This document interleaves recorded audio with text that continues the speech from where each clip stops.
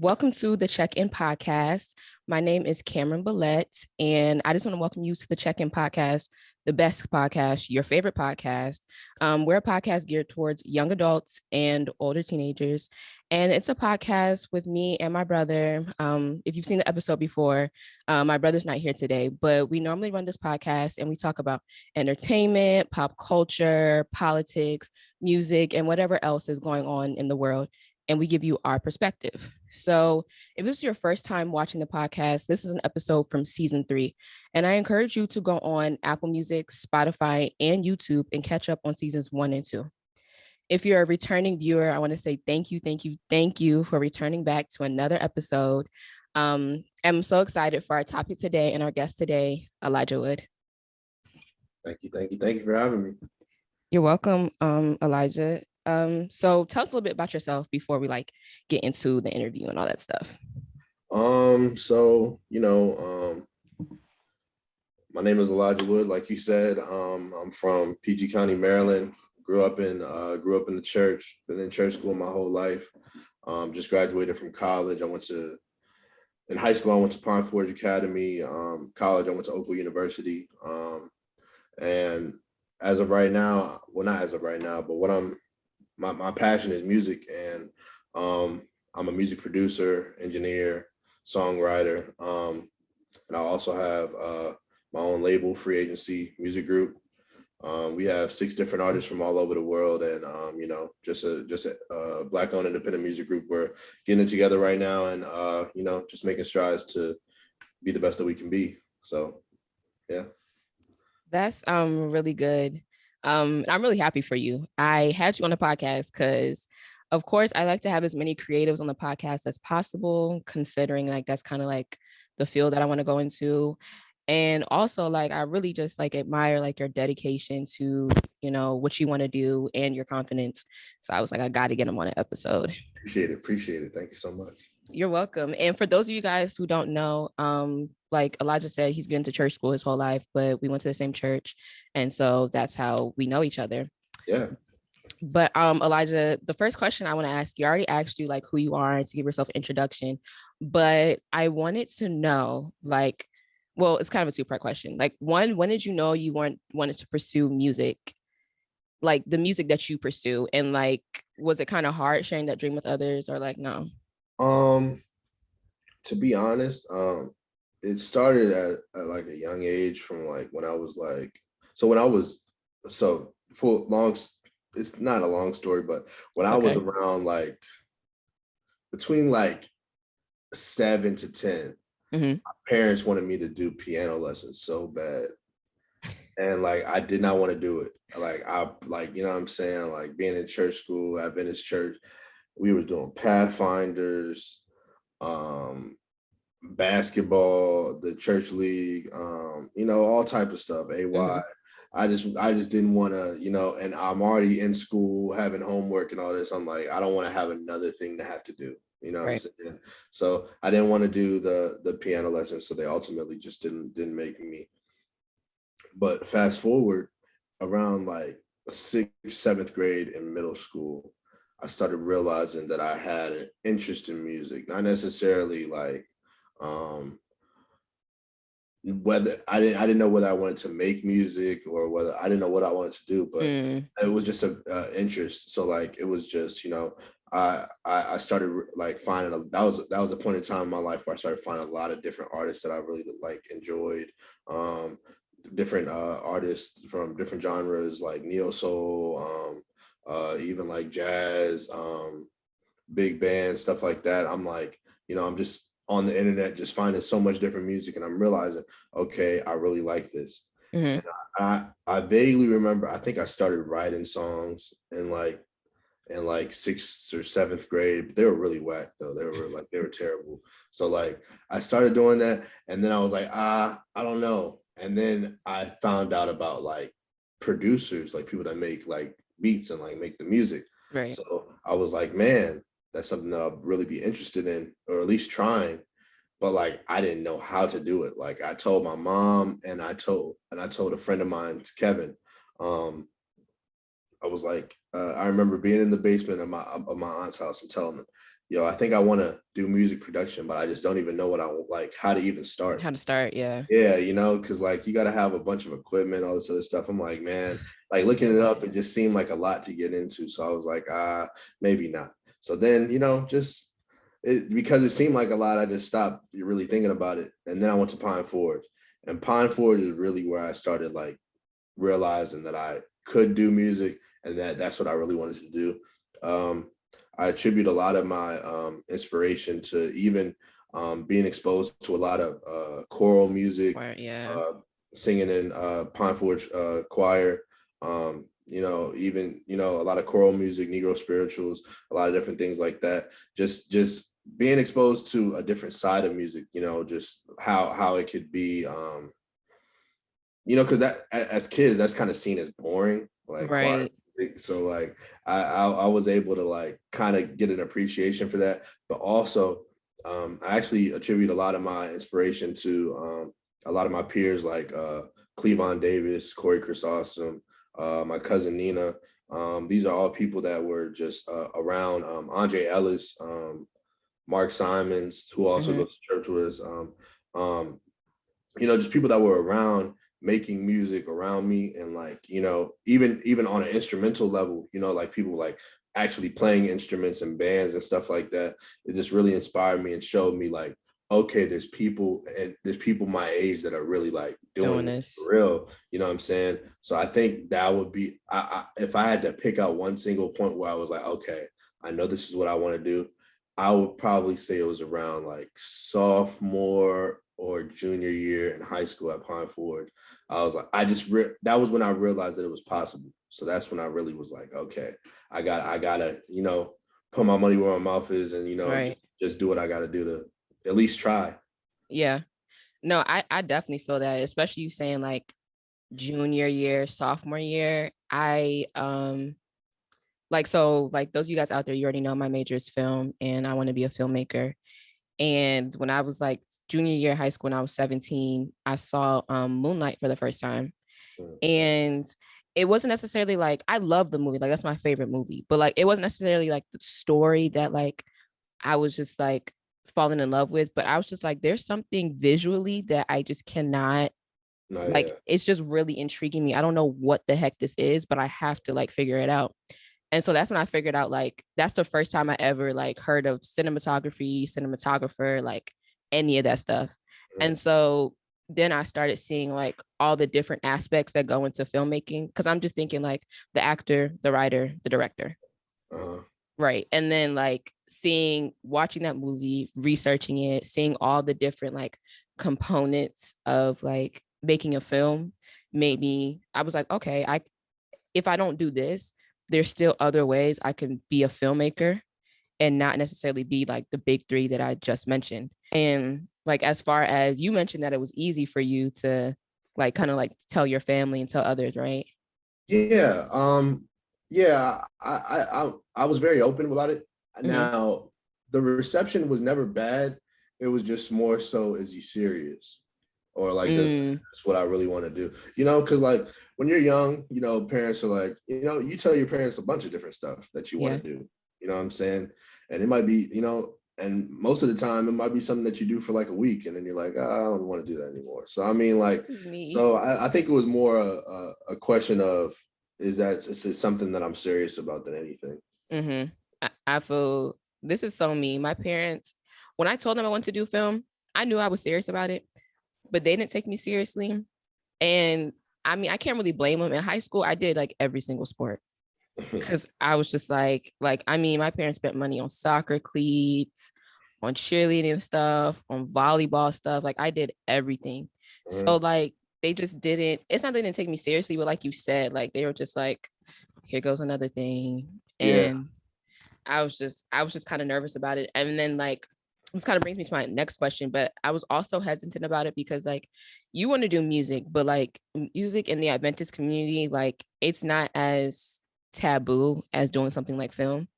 Yeah. But I mean, with the music that I'm making though, it's secular music, and you know, even my mom, she's not like super gung-ho about like, you know, the let's say the subject matters of what the music is, but and even the language used. But the thing is, she understands that, you know, like that's just what I'm doing, and it's not like she can change it. So it's like, you know, but she's proud of me. I'm thankful for that, and she's just she's very supportive as well. She makes sure to you know, let me know, hey, I think that this is good, and I tell her what to listen to and what not to, because I know what she would like and what she wouldn't. So yeah.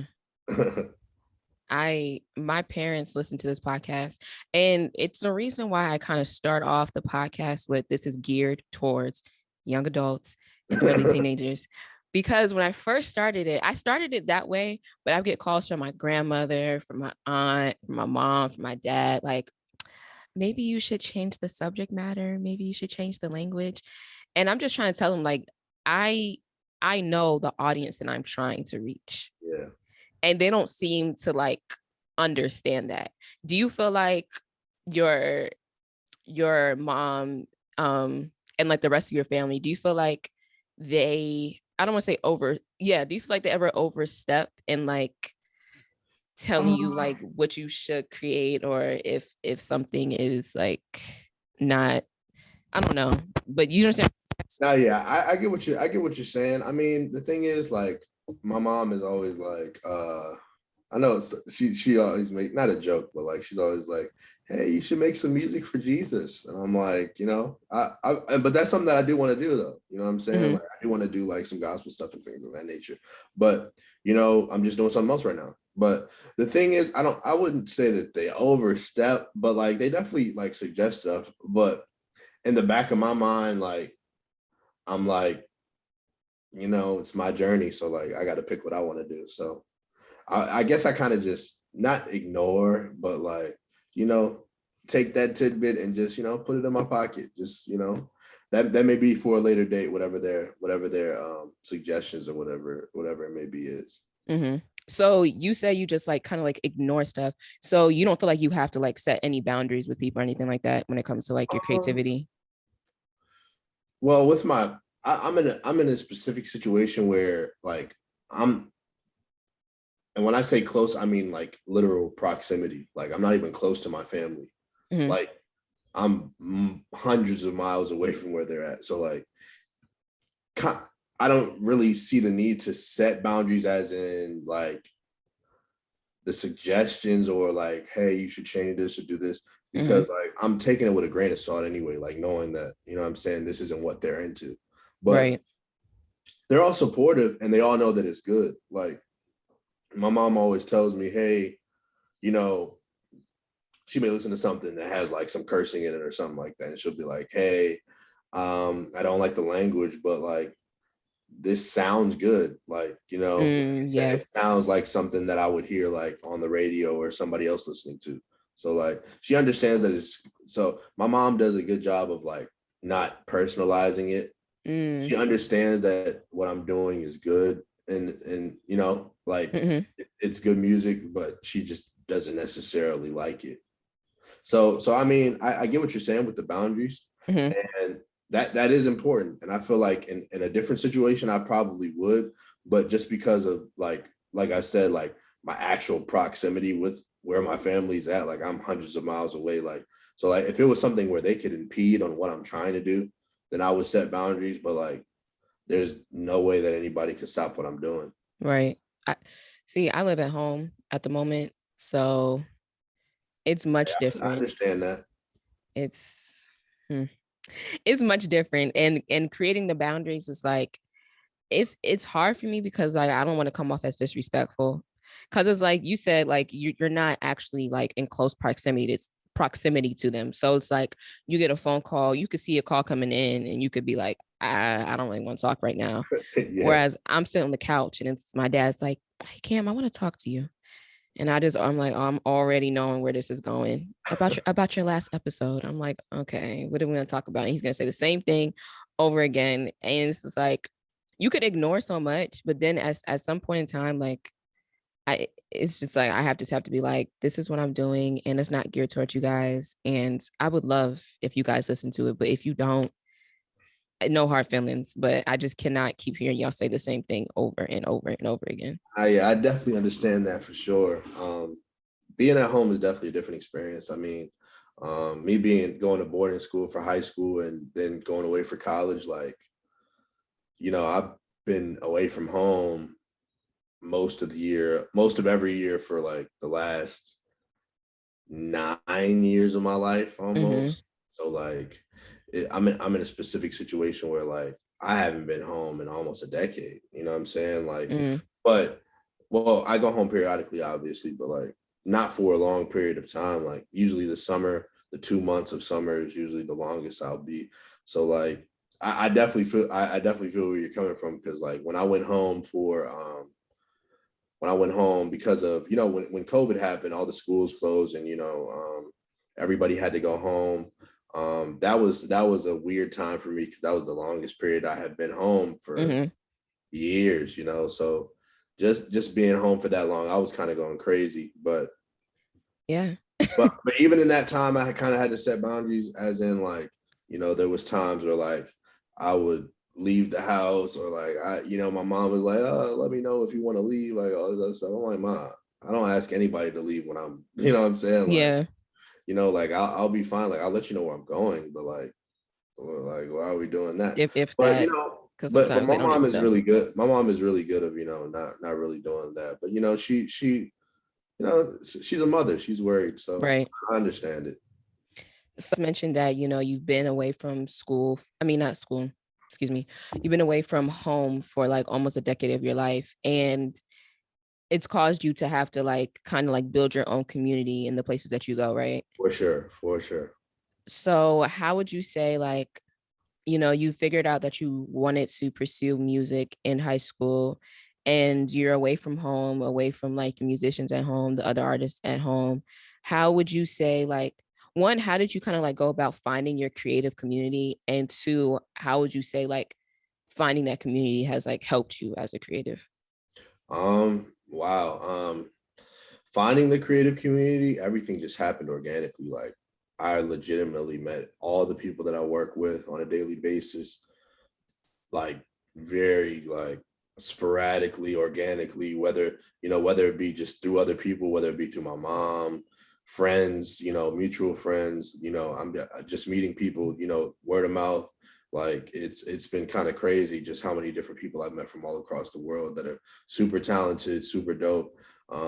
So with meeting people, it's just been organic. Like I can't even really explain it. Like there's so many different ways that I've met my community.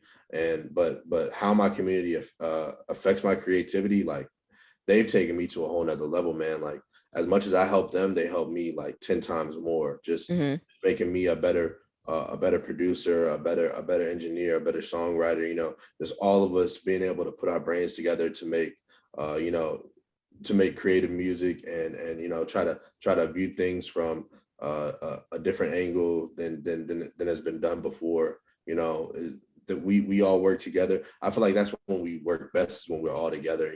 We're all working together. So I would say my community has only bolstered my abilities. If anything, like they've helped me elevate myself 10 times faster than I was supposed to. So you just that's really good. And that's like something like a lot of creatives like kind of wish they had.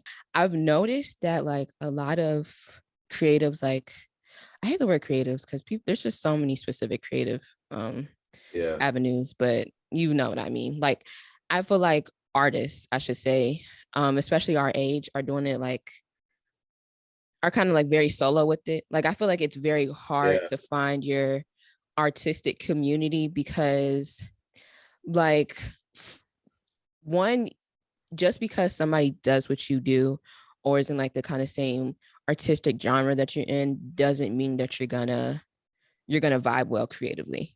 Oh, for sure. Like I've definitely, I would say just as many connections that I've made, I've made and lost, not necessarily lost as in like bad blood or anything, but like, lost connections as in like we thought that we could work together, but like we realized that our creative direction wasn't the same way, you know what I'm saying? Like we just didn't think the same on things. But that's a part of the game too, because even in those quote unquote failed relationships or work relationships, it may come back to benefit you down the line, like years from now, to where, okay, we can work now and we're already familiar with each other from before, so I always, I'm very open to working with different people. I as long as I like what they're doing, what I'm saying, I'm all for it.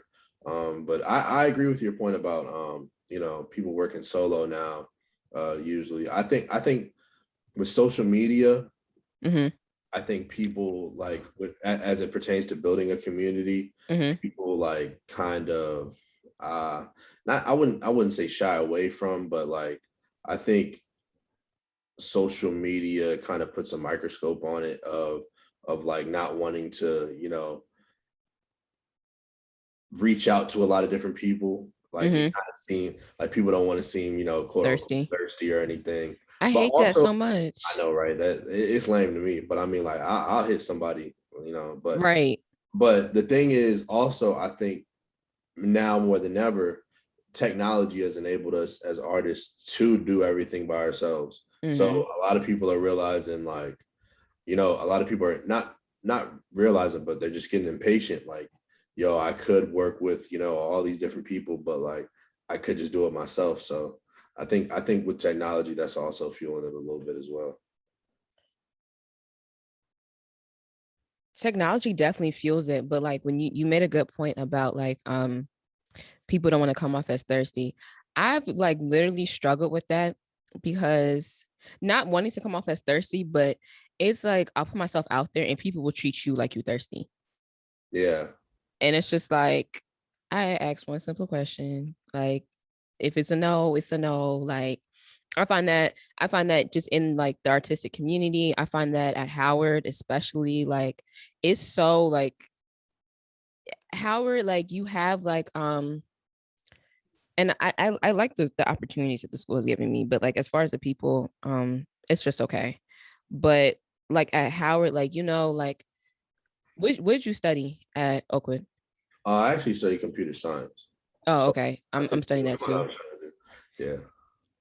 But like you had a community, like a computer science community, like people in your Oh field that yeah, you talked to. for sure. There was definitely people in my major that were, helpful, and very useful and helpful with making sure I graduated. Let's put it like that.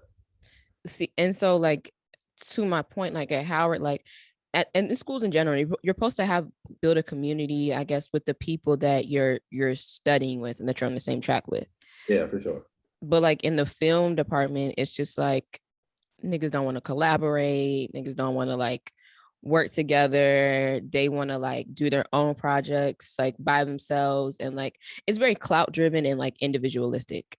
So like you hearing you say like how all of your connections have happened organically, and just how like your community has helped you blossom. Like, I mean, I'm a little jealous of it because I'm trying to get there, but it's just really like it's good to hear, because it's just like, okay, so hope is not lost. Like, Yeah, for sure. And the thing is, like, I think a lot of it is because like I'm not afraid to reach out to people. Like, I'm the type of person, like, yo, if I want to feature from somebody, if I want to work with somebody, like, I don't care if they keep on blowing me off. I'm like, ask them, like, over and over again until they give me a definite yes or no. Like, right. I really don't care, about quote unquote looking thirsty or whatever, because like at the end of the day, I need to get something done.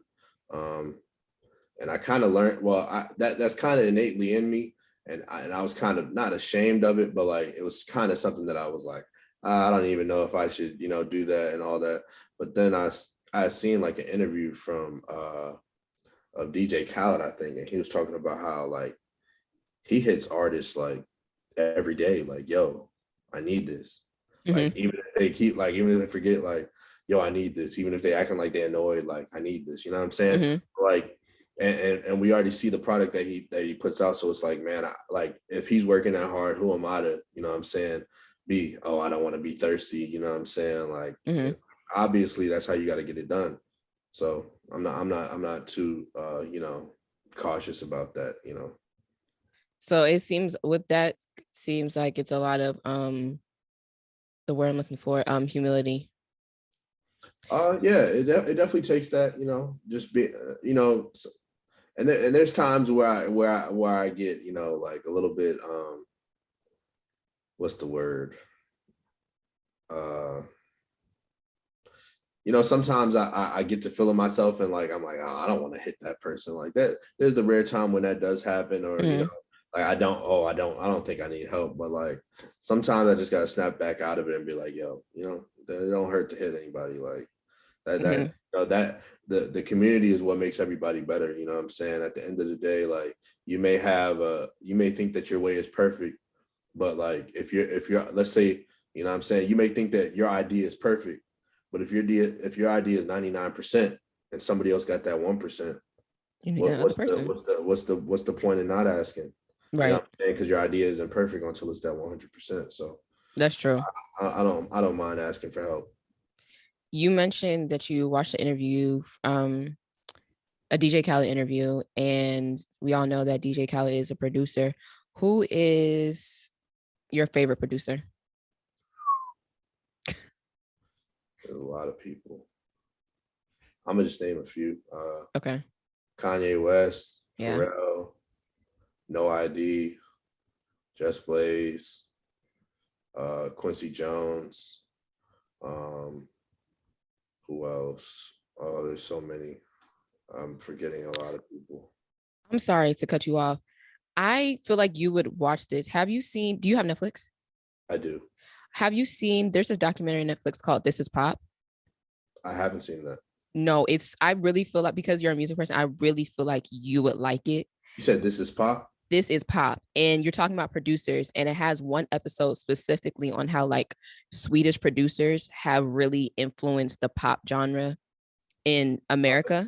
I'm gonna check it out. Yeah, it's really good. And it starts off with Boyz II Men and basically how like they were such a dynamic group when they came out, and how like they really what's his name? Michael Bivins from New Edition. Michael Bivins was their manager, and how like he came up with like their aesthetic and everything so that they could bleed it. Like they could like they're the only boy group that was really blending genres between pop and R&B. And like they were just talking about how like it was crazy because white girls had the boys on their wall and all that stuff. I didn't mean to cut you off, but that's what it just made me think of. Hey, it's fine. I need some more stuff to watch, so I'm gonna definitely check that out. Yeah. But like on the producers, man, there's so many, man. But I'll just stick with those that I named so far. But there's so many. I know I'm forgetting a lot of people, but like, yeah, man, those are some of my favorite producers for sure. That's pretty much, that was a lot of producers, but I know all of them and I like all of their work. How would you say that like so like they're pretty popular producers and they produce like a lot of music that, a lot of people listen to. How would you say like, well, do you ever find yourself like trying to make something that you would hear that would be like popular right now versus like you trying to make something that like speaks to you more? Or do you feel like you always make stuff that speaks to you and you don't care if it's like, I wouldn't say that. Like I definitely find myself in different spaces where I'm trying to just make something that I know people would like, because that's kind of easy. Like, kind of innovating is hard. Like mimicking what other people do is easy. And I'm not gonna lie and be like, oh, I'm just so innovative. I only do stuff for original things. Sometimes, it sometimes stuff doesn't really call for innovation. I feel like obviously there is like there's definitely like there's definitely value in that. Obviously, like you want to be innovative, but I feel like sometimes, and we talk about this all the time over here. Like I feel like sometimes you just got to give the people what they want to hear. Sometimes, like like there's no reason to really go off the ropes. Like you kind of already know. Like sometimes when you hear a beat or when you hear when you get a melody, you already know where you're supposed to take it, and it's not okay. like a oh, we need to maybe, you know, change it up a little bit. Now, usually that's more so for like, you know, if we're working on like some music that may be like a single or even like something that, you know, maybe that we just put out as a Lucy, something like that. But usually when we work on albums, we kind of like try to work from scratch and things of that nature. And well, not necessarily work from scratch, but like for me personally, like I know when we get in the album mode for any of our artists, I try not to listen to music at all because I feel like that'll like not cloud my creativity, but kind of jaded a little bit to where I'm subconsciously making stuff that sounds like some what you've been listening to. You know, so like I try to when we're in album mode, I try not to listen to anything really. Like I just listen to like podcasts and like, you know, watch YouTube or like YouTube sports stuff. But like, yeah, so like when I'm really in my creative mode, I try not to listen to music at all. When I'm like trying to like come up with like a script or something, or just something like I want to shoot or want to film, I go to things that like you said, giving the people like what they want to hear and like what they like, for me, like what they want to see. Like for me, like Issa Rae is like a big inspiration to me, and I love Insecure. And like when I'm writing like a certain script for something, I go back to like the shows that I enjoyed, not because I'm writing the same thing, but it's just like I kind of want to see how it works. Like I go back to pilot episodes a lot of the time because like your pilot is really what's going to get you in the door. For sure. And it's just like that's like your first impression. So anytime I'm about to start writing something, because I do more writing right now, like I have a camera, but like I need more lenses, people to be in front of it, stuff like that. But yeah, I go back to like shows that definitely worked, and definitely so you mentioned producers that are popular, but not all of them have necessarily like won awards, right? Or have all of them won awards? Who did I name? I named Kanye, Pharrell, No ID, Just Blaze, Quincy Jones. Well, I mean, there are producers that I'm fans of that don't have awards, right? I think all those guys are pretty accomplished. Like there's even some guys, some producers like there's this producer from overseas. His name is Maxwell, I think, but like MXXWLL. Oh, okay. His music is really dope. He kind of makes like instrumental projects a lot of the times. He's really dope. He's a newer producer. I enjoy Kaytranada's. I like Kaytranada stuff a lot. He does like he does a lot of like house music and stuff. Who else? I'm trying to think of some more current people. I like Monty Booker a lot. I think he's like one of the most innovative producers right now. He's doing a lot of new things with sounds and things of that nature, where he kind of like bends different sounds and takes stuff that doesn't necessarily go together and makes it go together. Who else? Man. There's like the like some of the bigger hip hop producers right now, like Metro Boomin, Murder Beats. There's a lot of different people in the hip hop space doing different things that's super dope. But yeah, I think I think some of those newer guys that may not be as accomplished, but they're super dope as well. No, I only asked that because like when I say like I'm looking for inspiration, I look at stuff that's more so, well, music and film are like very prestigious, have very prestigious awards. But you know, I look at the Oscars and like freaking Green Book won something and it was okay, but I'm not watching that in 50 years. Yeah. Like I like I don't know if Back to the Future won anything, but people still watch Back to the Future. Yeah. You know what I'm saying? So like for me, when I look at things that I admire and people that I admire, I'm more so looking, I want to make stuff that's like stamped in pop culture, not necessarily stamped in the awards and stuff like that, or where people like hear nominations of films that they never saw and they never even heard of. I feel that because like I agree with that wholeheartedly, because like even some of my favorite movies of all time, aren't like critically acclaimed movies, like even some of my favorite albums aren't albums that, got Grammys and stuff like that. So like I definitely get what you're saying, that, you got to have the longevity, as there's definitely a way to get both, the accolades and the staying power. But if I agree, if You you have to choose. had to pick one, the staying power is definitely something that you could appreciate more. Yeah, no, that's definitely like something I've been. Well, you kind of answered my question, because I was going to ask you, like, how important do you feel like awards are going to be to you in your career now and like in the future?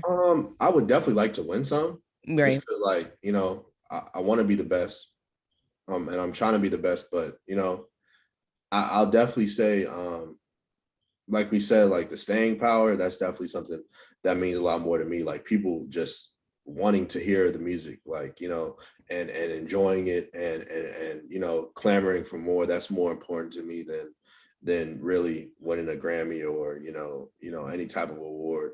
But not to say that I don't want to. I definitely do. But that's definitely more important to me, for sure. No, I feel that. I don't know. I feel like I'm trying to like get my mind ready right now. I don't know if I'm tricking myself, but I'm trying to get my mind ready right now. Like, you don't care about awards. You don't care about awards. Like, you're not going to care. Because I just feel like if I go into my career caring about awards to an extent, I'm going to end up like not being like true to myself, or I'm going to end up like trying to um, okay, so Beyond Chloe and Holly, they're always asked about Beyonce, and anytime they're asked like what's like the best advice they've given her, they say two quotes. One of them being like, "Don't try and catch up to the world. Let the world catch up to you." Mm-hmm.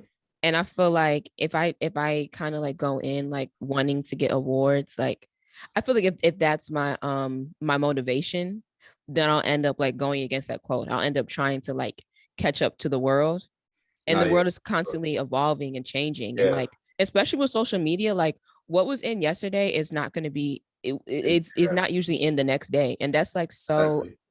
that's so kind of like defeating when you've been working on something for so long, Yeah, and the time that is ready now people don't want to see it, or people are not ready for it. for sure. I definitely agree with that. But that's why it's so, like we talked about earlier, that's why it's so important to be innovative and, kind of see what the next wave is, and create that. Um, but I agree with, not trying not to be too pressed about awards, and telling yourself it's not that important. And I feel the same way. It's just I don't know how I would feel in the moment, so Yeah. like, because I know how competitive I am, and I Mm-hmm. know, like, if I'm not nominated for something, I would be like, man, I gotta win this. Especially if I feel like what I did is the best, then I would be, Mm-hmm. you know. Do you ever feel yourself trying to rush something like a process at all, Um, or not so much? at one point I did, but I've been at a point for a few years now to where, like, I'm not in a rush to really do anything, as it pertains to, like dropping music, Mm-hmm. because like I feel um like I said, I feel like music, especially like, classic music, will stay, and would have the same effect whenever it comes out. But the thing is, for me, I also feel like, there is like a song that could be great, that could be dated as well. So like I try my best to find the balance of not rushing it, but knowing that there on certain things there is a timetable. Mm-hmm. Mm-hmm. I talked about this with Masango in my like season 2, but do you feel like there's you as like a black artist, do you feel like you have an obligation to do you feel like you have any sort of obligation within your craft? Uh, I do, to a certain extent. Mm-hmm. I feel like I have to use what I have, and my my talents and my gifts to benefit my people. But whether it be, but I don't think it necessarily means I have to speak about specifics in the music that I create, if that makes sense. It makes sense. Because and not saying that I wouldn't or that I haven't, but like I'm more so speaking from outside of myself, like just from every different artist, like people I know, with the times that we're in right now, and coming off of the heels of, the Black Lives Matter movement and all that stuff, there was a lot of people like, yo, we don't want to hear rappers talking about, cars and clothes and stuff like that. We want to hear about, what we're going through right now. But like, to be completely honest with you, I don't want to hear a lot of these niggas talk about that. I don't want to hear Offset talk about, like police. Yeah, I'm not trying to hear that. Yeah. There's rappers that do that, and you know what I'm saying? Like, it's cool. Now, if you could find a cool way to do it, like Lil Baby found a cool way to do it with the bigger picture jump. But like, I feel like if you can't find a way to do it like in a cool way, there's no reason to really do it. And the thing is, if it's not really close to your heart, then I don't think that you need to do it either. Like, like some of these celebrities that, they rich and famous, like some of these niggas ain't been to the hood in a long time. You know what I'm saying? They don't got to deal with, you know what I'm saying? A lot of these people don't got to deal with police like that. You know what I'm saying? Hanging around billionaires, you know what I'm saying? It's not, they live in a different life to where it don't really affect them like that. Not saying that they don't care, but like, I wouldn't expect like, like somebody that's not dealing with that to speak on it. You know what I'm saying? Now, I do think that as Black people, it is still our obligation to look out for our people, but I don't think it's necessarily our obligation to speak about it in our art, especially if that's not something that you're going through. Because at the end of the day, your art is from your perspective. Well, first off, it's from your perspective. You can, present art from other perspectives, but mainly your art is from your perspective. So if that's not somebody that's dealing with police brutality and all this other stuff, I wouldn't want them to, put forth a lackluster effort to just try to make something so people could not look at them like they're a rich snob or something like that, like, so that's how I feel about it personally.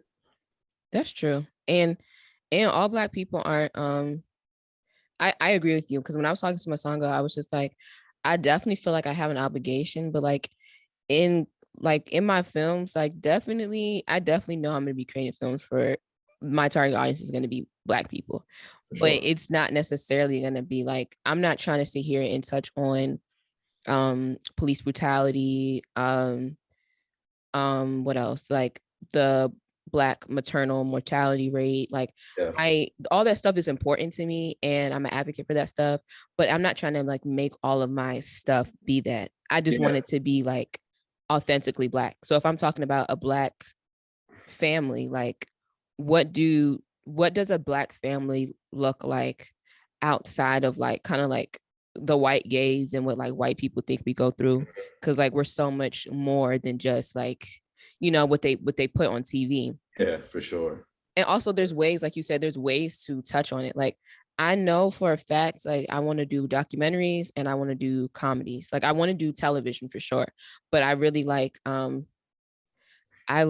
my favorite show, everybody knows this. I say this like every episode. My favorite show is Snowfall. And what I like about Snowfall is that like it's definitely a show, but it's definitely an amazing show, but it has a lot of integrity on the way that's on the story that they're telling and the way that they're telling the story. It's not just your average drug show. Yeah, for sure. You know what I mean? And I want to like,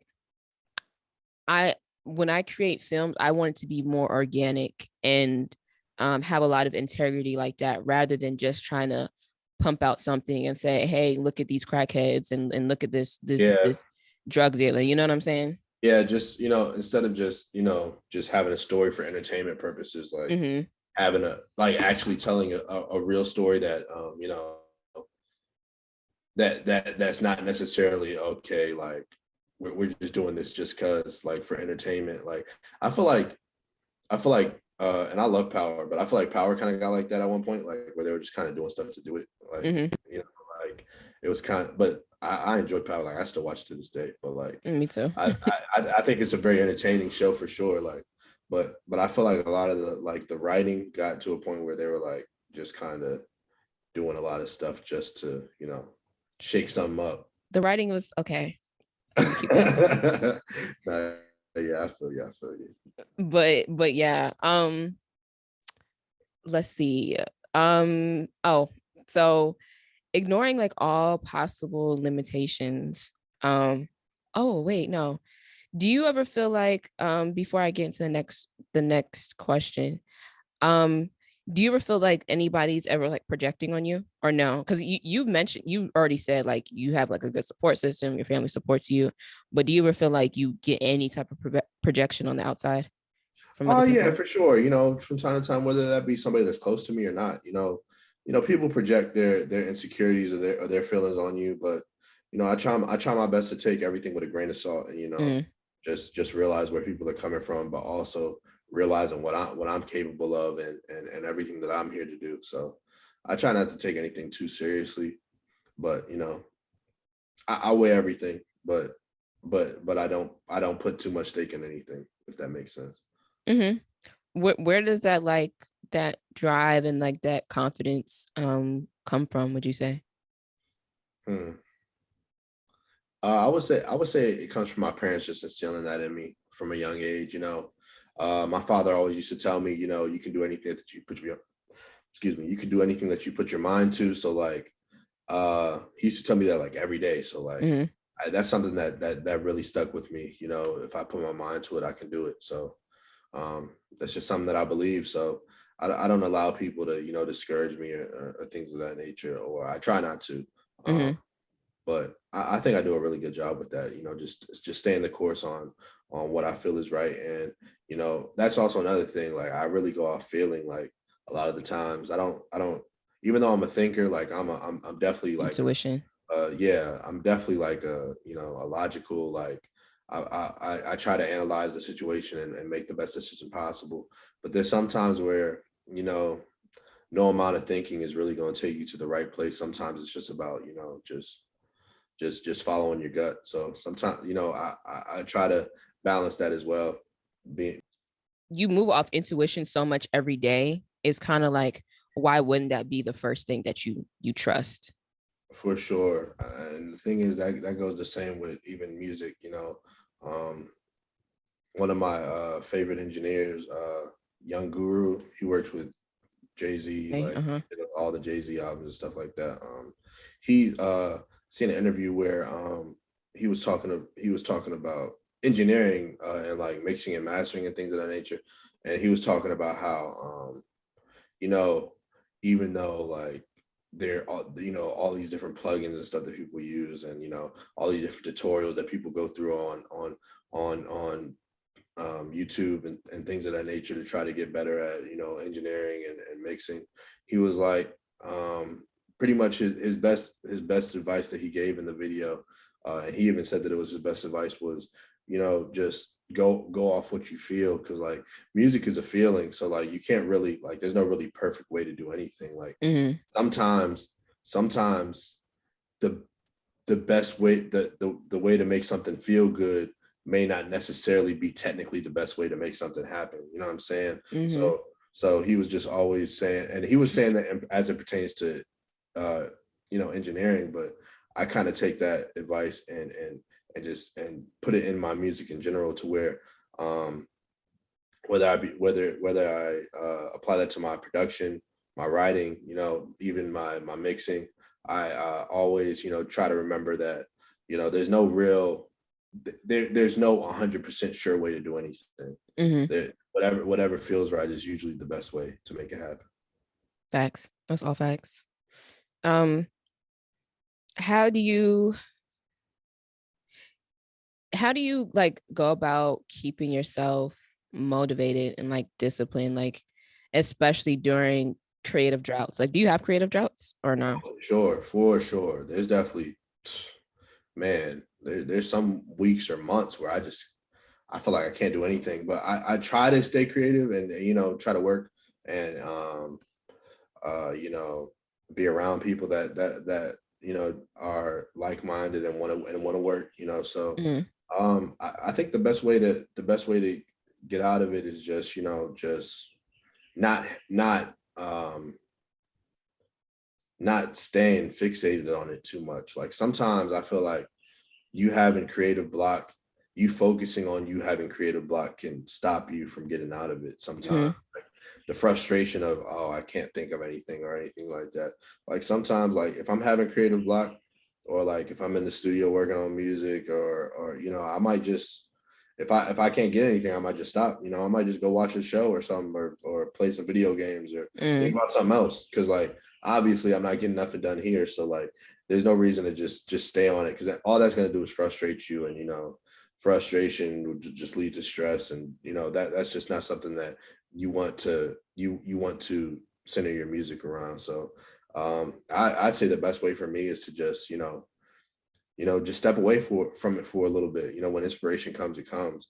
Like for Mhm. me, like inspiration can come anywhere. Like I find inspiration, anywhere. Like I can be, in Macy's walking around in the mall, or everywhere from just waiting in line for some Chipotle, hearing something over the speaker, and Mhm. maybe a melody or like a sample that I might want to use, different things like that. So like I try not to if I don't have any inspiration, I try not to dwell on it too much.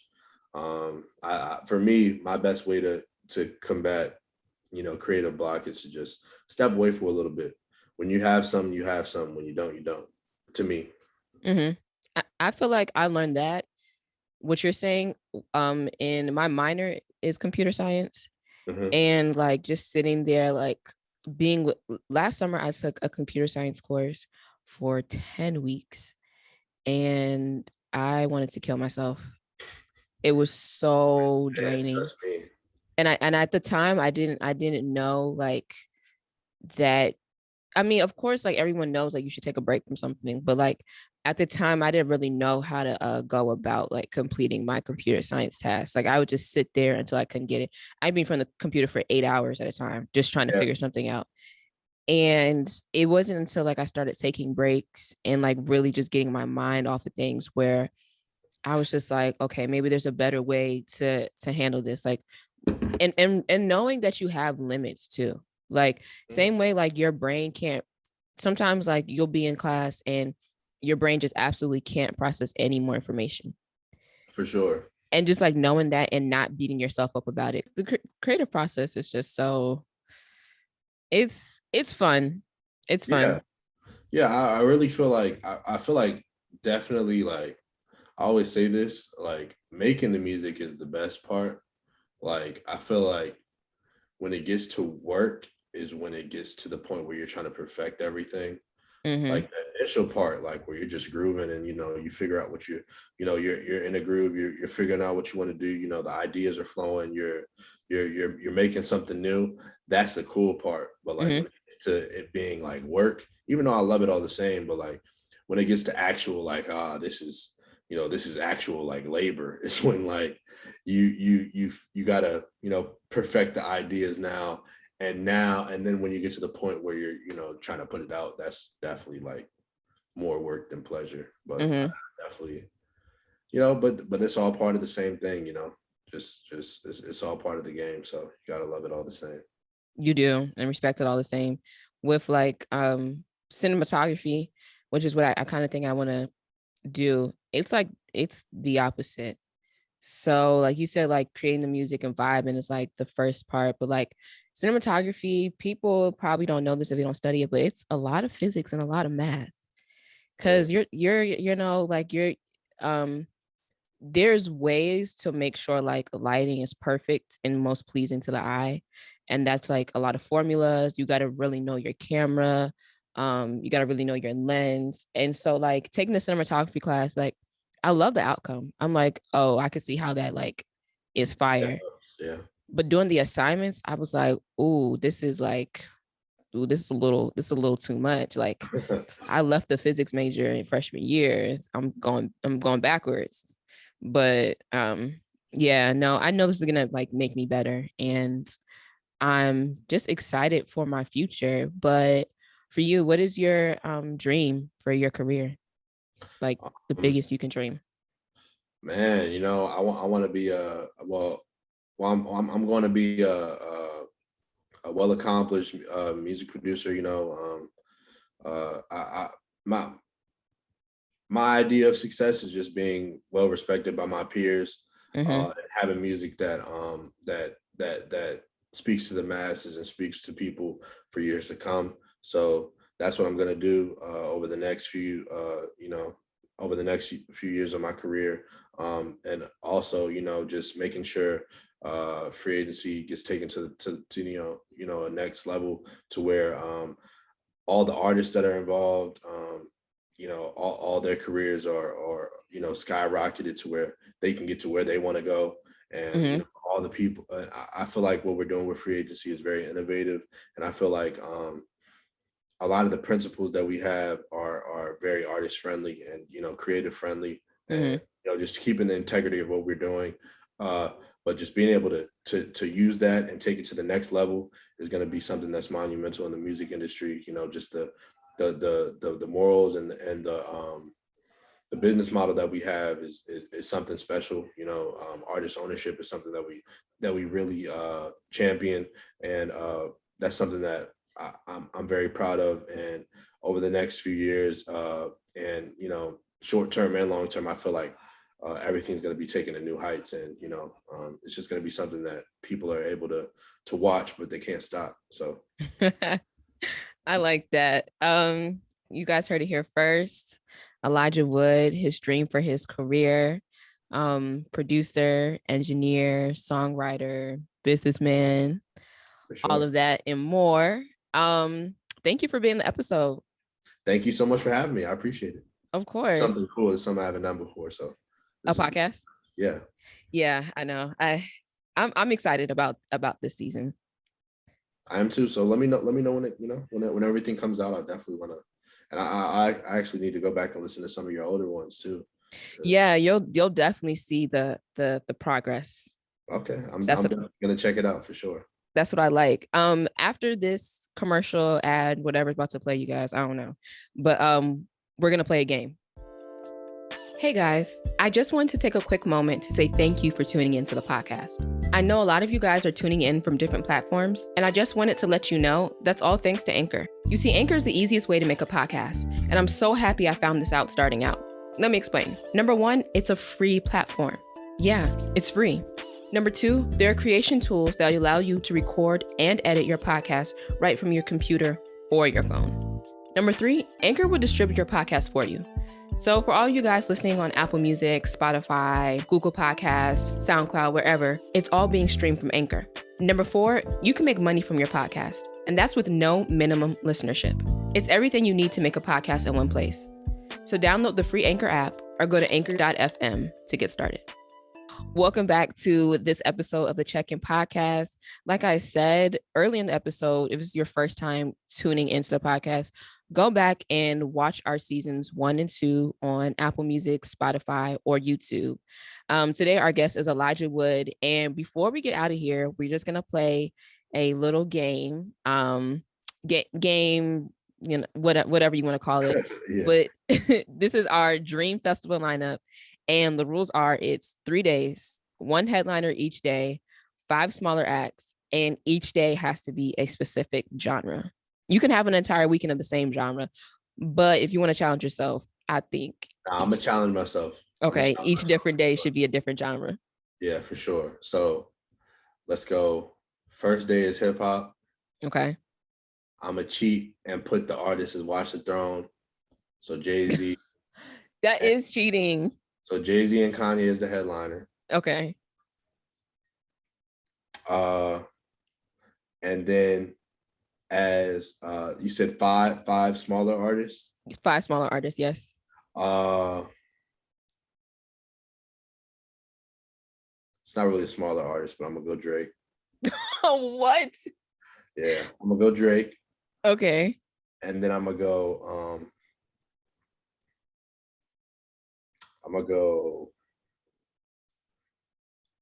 Oh wow.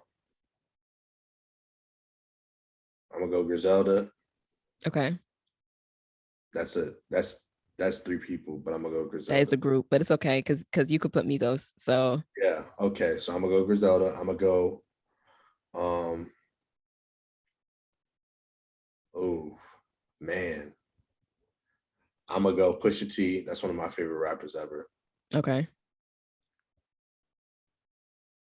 that's 4.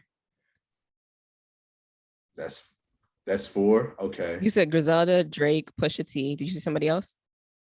No, that's 3. That's 3. Okay, That's that's 3 then. All right, and then I go.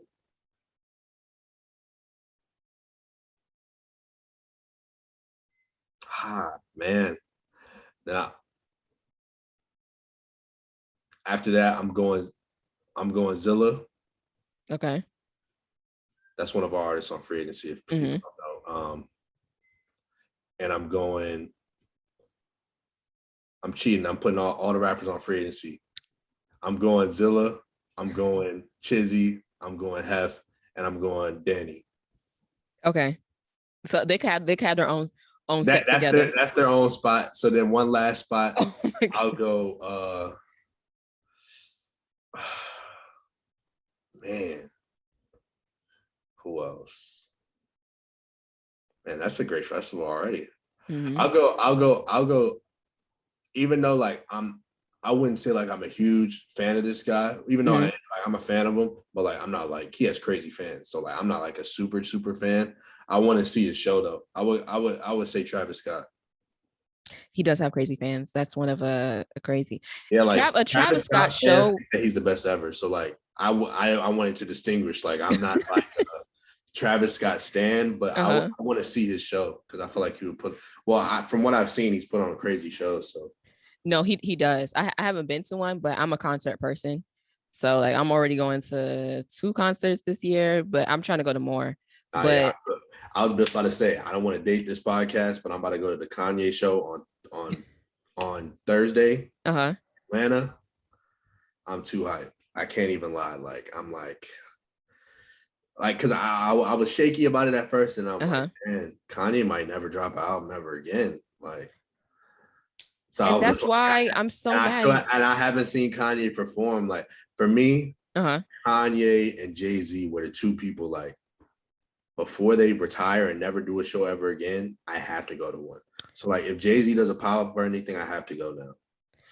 I'm trying to tell you right now, I went to On the Run Tour 2. And that was right after Coachella. And I didn't go to the 444 concert, even though I really wanted to. But at the On the Run Tour 2, it was like Coachella. And then because she did like a lot of her stuff that she did at Coachella. And then Jay-Z had his own set. And it was a really good set. Like, it's not that I didn't think he would have a good set, but like Beyonce's Beyonce. So she like does the performing thing. Like, you know what I'm saying? And I wasn't sure how he was going to be able to be on the stage by himself, because she had moments on the stage where she was by herself and he had moments on the stage where he was by himself.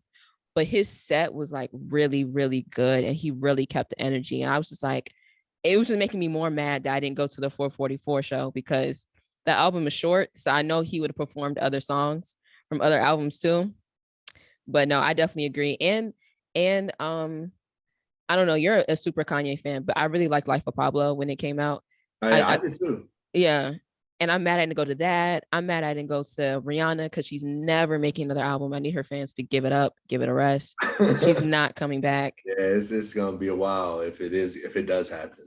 Listen, but okay, you have 2 more days. Okay, 2 more days. Yeah. So the second day, I'm gonna go like R&B neo soul. Okay. Headliner, Beyonce. 5 artists under. I'm gonna go.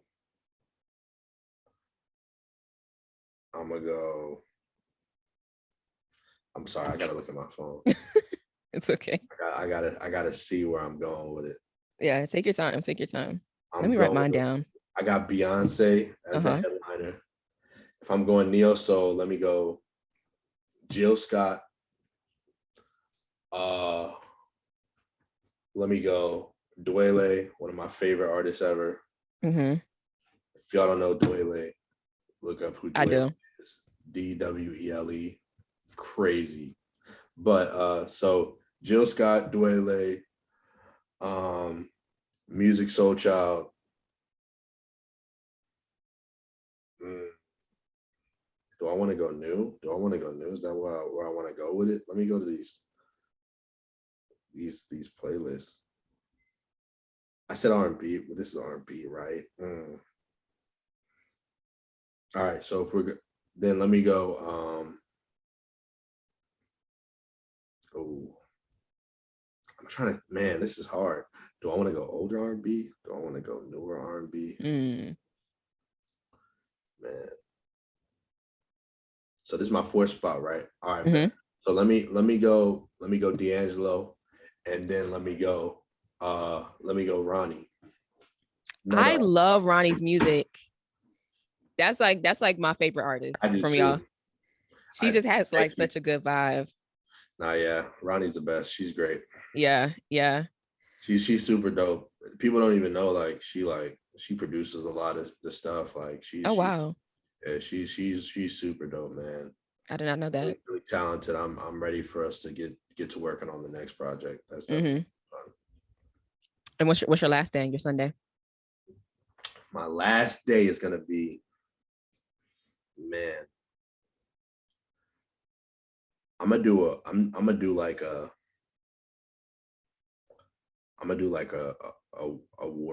world music. So like people outside of America. For the last day. Okay. So I'm gonna go Burna Boy, Wizkid. I love Wizkid. DeVito. Who do I want to go with now? That's 3. Who's your headliner? Burna Boy's the headliner. Wizkid, DeVito. Okay. Under. Let me get in my bag right now. I'm gonna go Vibes Cartel. Okay. I'm gonna go I'm gonna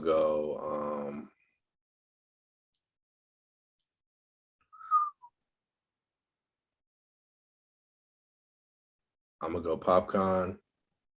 That's 4, right? That's 4. And then I'm gonna go Kazi. Who's Kazi? Well, Nakaz. That's his artist name. He's Nakaz is his actual name. We call him Kazi though, but Nakaz, he's one of our artists on Free Agency as well. He's super dope out of the Bahamas. Okay. He does a lot of different things. He sings, he raps, he does Afro beats, reggaeton stuff. Like he's dope. Okay. So you put us onto all of your artists so far. Okay, good. Everybody. The people need to know. Let's see. I was thinking about it. I need to go on my phone too. We gotta hear your lineups. They're not gonna be as good as yours, but I'll try. Okay, so Friday night, y'all know I'm at Ventus. I'm gonna want to have a gospel night. I just feel like that's what the people need. People need some Jesus. So of course my headline is gonna be Kirk Franklin because he's Kirk Franklin. And then like I really want to hear some choirs. I want to hear some singing. So I'm gonna have Ricky Dillard. I don't know if y'all heard Ricky Dillard's The Choir Master, that last album, but it is fantastic. And I said Kirk Franklin because we're gonna get Tamala Mann, obviously, because of Kirk Franklin. So I don't even need to put her as a smaller act because we're gonna get her regardless. And then of course I need Yolanda Adams because it's Yolanda Adams. And then I want Fred Hammond in commission because that Kirk Franklin and Fred Hammond versus like really was just near and dear to my heart. So that's 3 people right now. 4 and 5. Let's look. I really want to say, I want to say Donnie McClurkin. That's a good one. But then there's Donald Lawrence. That's a good one as well. You could go both. You have 2 slots. I'm gonna go. There's a lot of people left. I will say that too. See, if we went Donald Lawrence, we would automatically get Leandria Johnson. I'm gonna go with Kurt Franklin, and then You I'm already gonna have do. Franklin.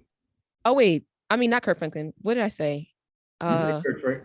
Well, No, you no, said no. Donald Lawrence and Donnie McClurkin. I'm gonna go with Donnie McClurkin. Sorry, I'm gonna go with Donnie McClurkin, and I want another group, and I want somebody youthful, so I'm gonna go with the Walls group as I like that. That's a as good my lineup. fifth slot. Okay, okay, that was the easy one.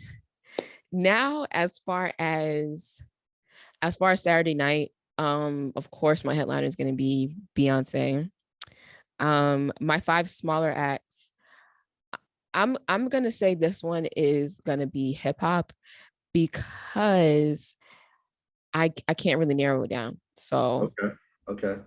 I'm gonna say Beyonce. And then I definitely want to see 21 Savage because I love 21 Savage. He's like my favorite rapper right now. I don't know why, but Yeah.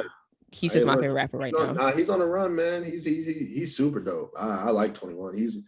He can really rap for sure. Yeah, definitely. And then I'm gonna have Megan Thee Stallion.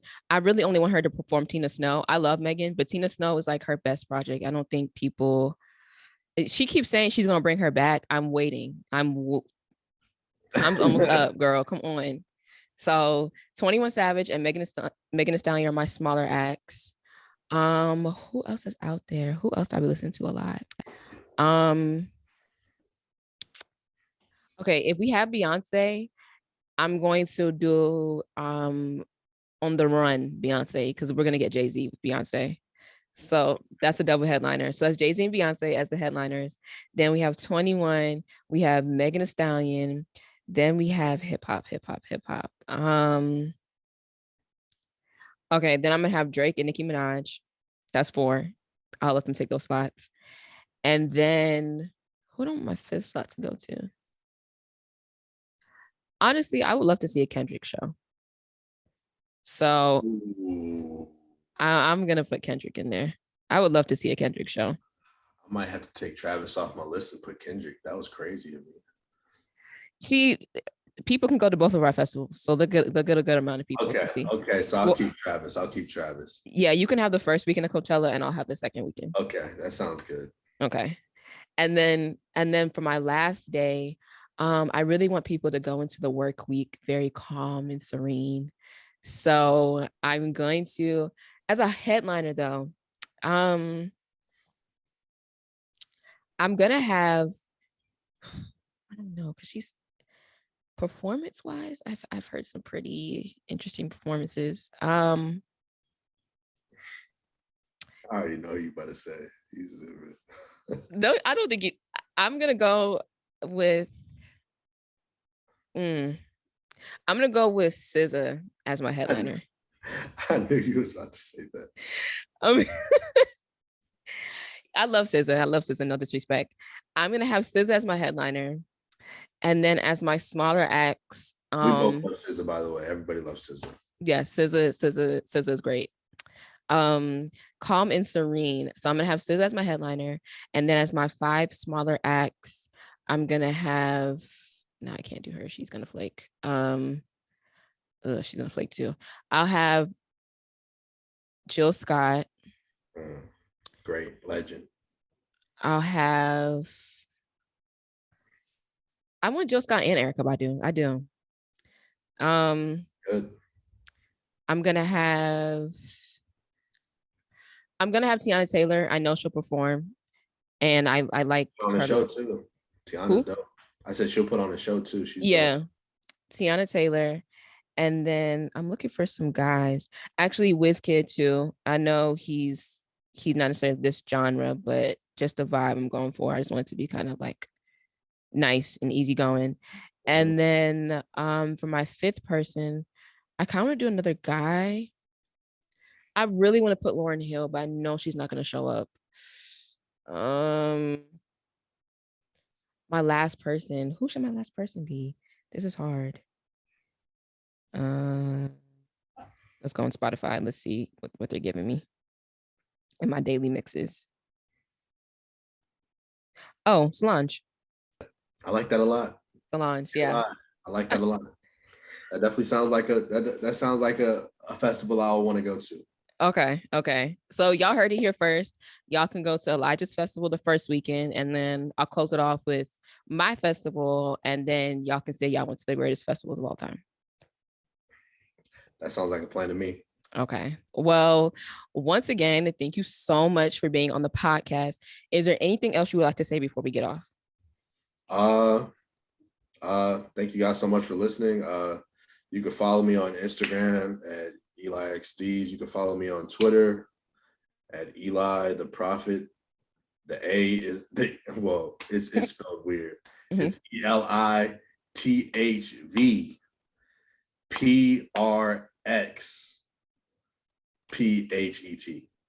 Okay. So it's so weird. But you can go back and get those. You can go to the free agency. You can follow us on Instagram at Free Agency LLC, and you can also follow us on Twitter at Free Agency with 2 Y's at the end instead of 1. You can follow us. You can sign up to our email list on our website, freeagencyllc.com, and you can find everything that you need with us. Past music, and we have a lot more music coming. So hope you guys get to tune in. All right. Y'all heard it here first. Y'all know where y'all can find Elijah and find what he and his production company and artist group is working on. If you made it this far into the episode, I want to say thank you for sticking around and listening to this conversation. And if you like this episode, I encourage you to share it with your peers and your friends. You can follow us on Twitter and Instagram and YouTube at the Check-In Pod 1. Please don't forget to like, comment, and subscribe. And once again, this is an episode from our season 3. And if you haven't, go catch up on seasons 1 and 2 on Apple Music and Spotify. Remember to always lead with light and to lead with love. We'll see y'all next week. Peace out. Bye.